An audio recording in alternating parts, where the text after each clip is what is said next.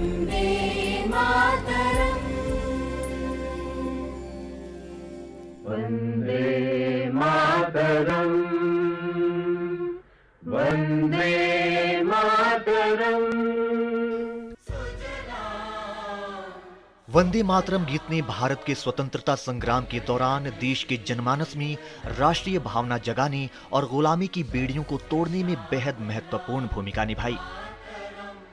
ये गीत आजादी की लड़ाई में करोड़ों भारतीयों के लिए प्रेरणा का स्रोत था। इसी कारण इसे स्वतंत्र भारत के राष्ट्रीय प्रतीकों में शामिल करने का निर्णय लिया गया। ये वंदे मातरम की लोकप्रियता और सार्वभौमिकता का नतीजा ही था कि जब आजाद भारत में खुद का संविधान बनाने के लिए संविधान सभा का गठन हुआ, तब वंदे मातरम को राष्ट्रगीत के रूप में अपनाने पर संविधान सभा के सभी सदस्य एकमत थे और संविधान सभा के सभी सदस्यों ने सर्वसम्मति से इस प्रस्ताव को स्वीकार किया।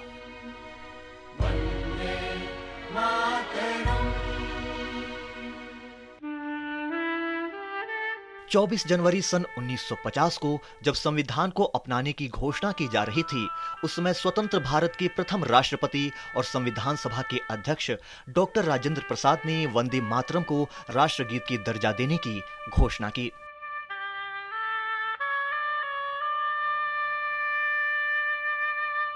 24 जनवरी सन 1950 को संविधान सभा में बोलते हुए डॉक्टर राजेंद्र प्रसाद ने कहा कि वंदे मातरम के गान का, जिसका भारतीय स्वतंत्रता के संग्राम में ऐतिहासिक महत्व रहा है, जनगण मन के समान ही सम्मान किया जाएगा और उसका पद उसके समान ही होगा और दोनों को समान दर्जा प्राप्त होगा।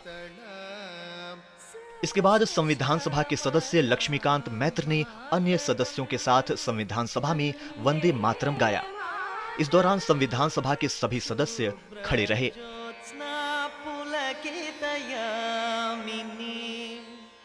इस तरह वंदे मातरम को संविधान सभा ने न केवल एक गीत बल्कि भारतीय स्वतंत्रता संग्राम की आत्मा और राष्ट्रीय भावना के प्रतीक के रूप में सम्मानित किया।